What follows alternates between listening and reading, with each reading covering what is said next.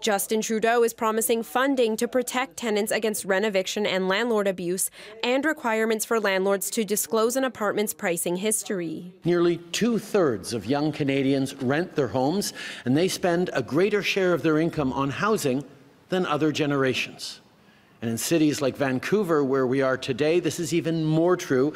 This is the most expensive city to rent in the country. A UBC study published last year found BC is the eviction capital of Canada, with an eviction rate of almost double the national average. Fiona Scott has been evicted from 3 different homes over the last 15 years, all for reasons out of her control. Most recently, she was rent-evicted from her Kitsilano apartment in 2021, a place she had called home for 7 years.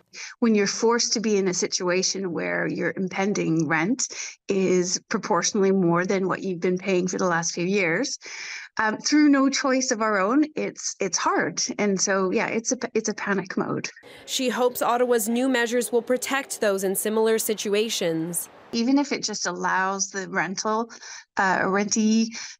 to have a little bit more time to find out their stance and how they're protected, because the panic of being rent-evicted is settling for less. The Liberals are also proposing to change federal rules so that making rental payments on time could count towards your credit score to help renters one day buy a house.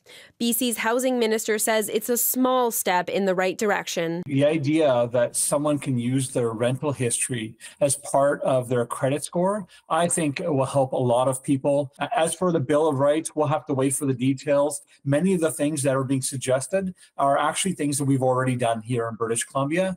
But many Vancouver renters say even with the new reforms, home ownership still feels out of reach. Vancouver, or the Lower Mainland in general, it's really expensive to buy houses. And for me, I would have to win the lottery. That's the only way. Just the cost of living. You can't actually have a life and save enough money at the same time. It's rough. The measures will be introduced as part of the upcoming federal budget slated to drop in mid-April. Michelle Gomez, CBC News, Vancouver.